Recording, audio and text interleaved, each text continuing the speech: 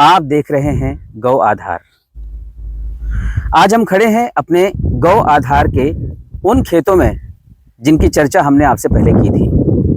गौ आधार जिसका लक्ष्य है गौ आधारित व्यवस्था खड़ी करना, उसमें गौ आधारित जो खेती है वो भी एक बहुत बड़ा भाग है।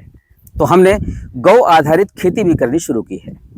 हमारे ये 2 एकड़ खेत हैं जिनमें हम गौ माता की कृपा यानी गौ कृपा अमृतम, हमारी बनाई हुई देशी गाय के गोबर की खाद और बहुत सारे और भी ऑर्गेनिक इंग्रेडिएंट्स यानी जो प्राकृतिक उपलब्ध सामान हैं उनसे हमने ये खेती करनी शुरू की है।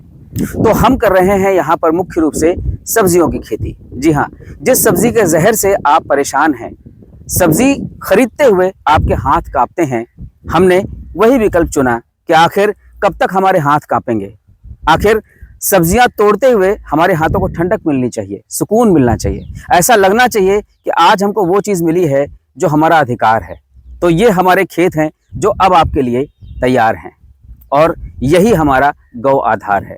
तो इस बार एक परेशानी की बात यह हुई कि बारिश बेतरतीब हुई, बहुत एक्सटेंडेड बारिश हुई, बहुत ज़्यादा बारिश हुई और हम उसको प्लान नहीं कर पाए। तो जो हमने पहले सब्जियां यहाँ पर लगाई थी वो ऑलमोस्ट सारी खराब हो गई, लेकिन उसमें से 2 चीज़ बची, वो सरवाइव की। उसमें से एक है काचरी यानी फूड कह लें उसको, काचरी कह लें, कुछ लोग कचरा कहते हैं, और एक मकई का भुट्टा।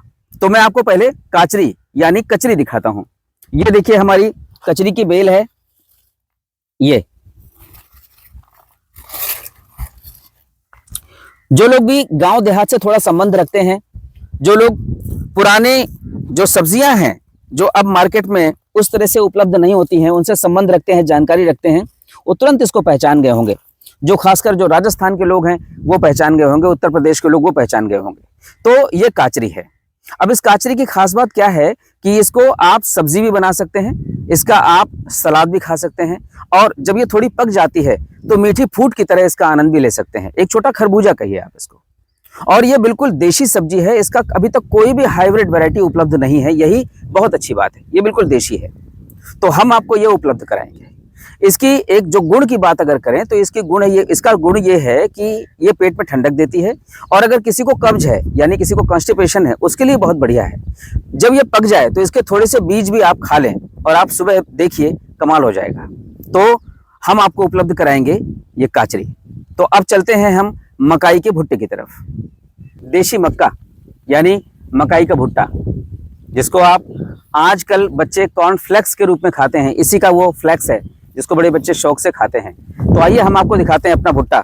अब ये ज्यादा बारिश की वजह से देखिए इसके जो दाने हैं वो कहीं कहीं विरल हो गए हैं, लेकिन इस दाने की आप चमक देखिए, इसमें कहीं 1 ग्राम भी कोई केमिकल नहीं है, ना कोई यूरिया, ना कोई डीएपी, ना किसी तरह का कोई केमिकल फर्टिलाइजर या कीटनाशक। ये पूरी तरह से देशी गाय के गोबर और जो प्राकृतिक सामग्री है उसका कमाल है।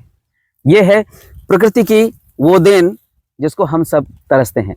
तो हम आपको ये भी उपलब्ध कराएंगे। ये है मकाई का वो भुट्टा जिसका स्वाद स्वीट कॉर्न से बिल्कुल कम नहीं होता। हालांकि स्वीट कॉर्न एक विदेशी प्रजाति है, इसीलिए हमने देशी से शुरुआत की है। हम स्वीट कॉर्न भी बाद में लगाएंगे, लेकिन शुरुआत हमने इस देसी मकाई के भुट्टे से की है।